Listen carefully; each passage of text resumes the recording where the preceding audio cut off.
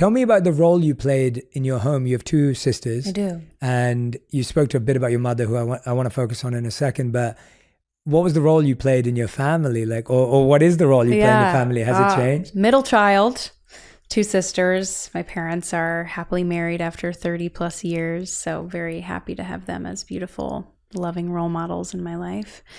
I was the kid who was very stereotypical performer kid, did the theater, did dancing classes, loved recitals, I performed in front of when we went on big family vacations, I would make my cousin sing with me in front of the family.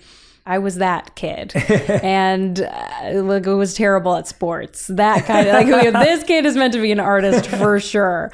And I began struggling with anxiety at a young age when I was like 11, as when I got really bad, which sounds so young thinking back on it. Like, I really was feeling such complex anxiety, and my parents had no idea where it was coming from.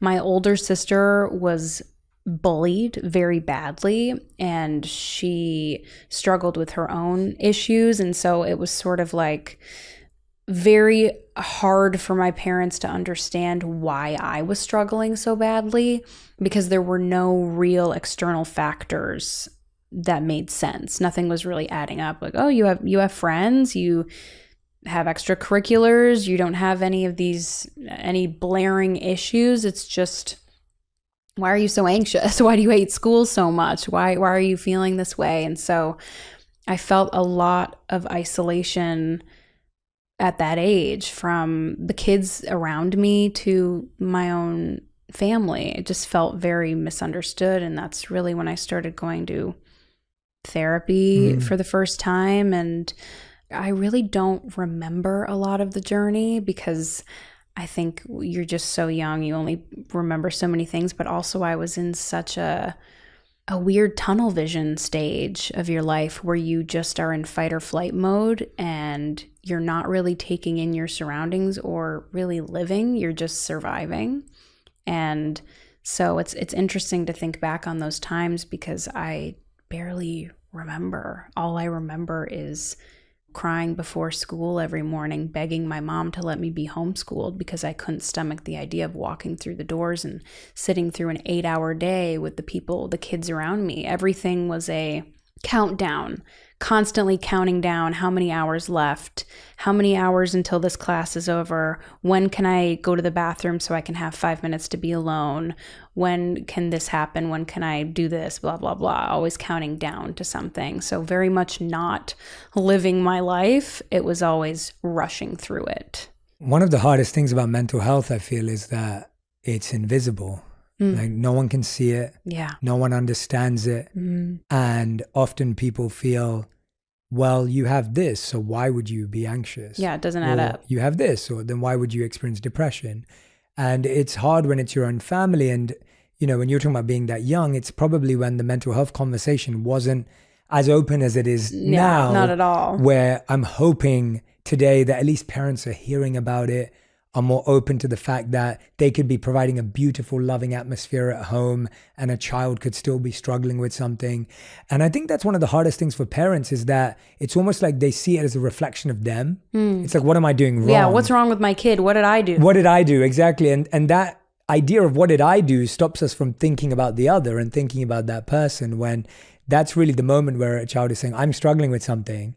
And the ego inside all of us, not just parents, the ego in all of us goes, but no, but that's not my fault. Like, I don't know. This can't be right. This can't be right, because I didn't do anything for that. And it sounds like your parents are wonderful, right? Like, from what I'm hearing. Yeah. And so obviously for them, I can imagine it's hard.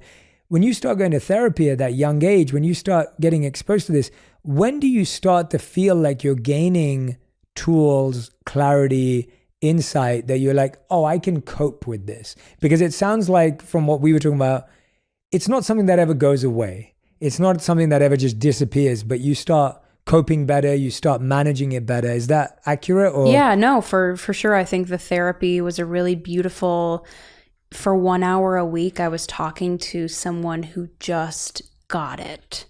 She was an older woman. I instantly really loved her and connected with her.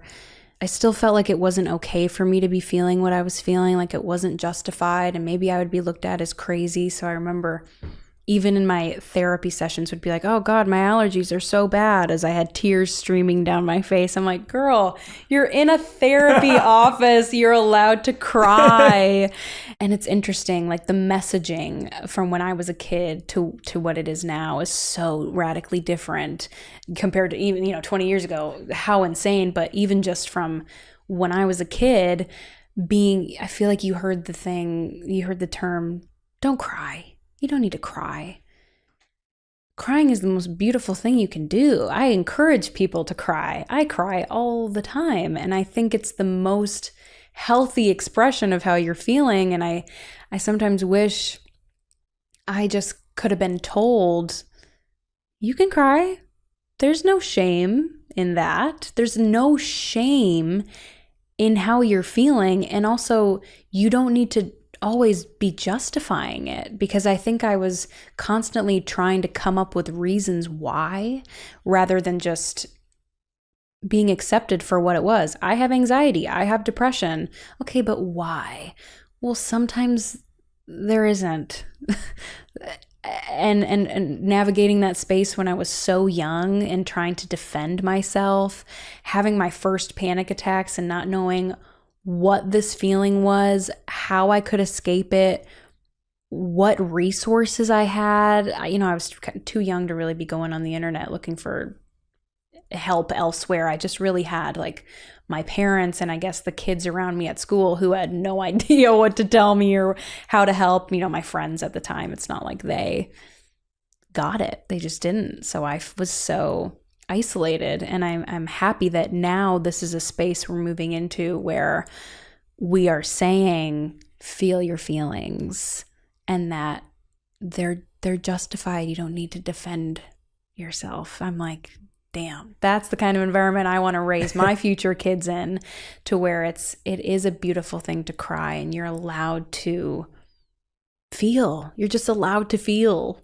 If everyone would just listen to that over and over and over and over and over again every day, like our lives would be so much better, because telling someone not to cry is like telling someone not to laugh. The worst advice. Right? It's the worst advice. It's such bad advice. And because, like telling someone not to cry is like telling someone not to laugh. Not it's to like feel. There's a natural expression that needs to be released Yep. in order to feel an emotion. Yep. And you're being told to block it and not feel it.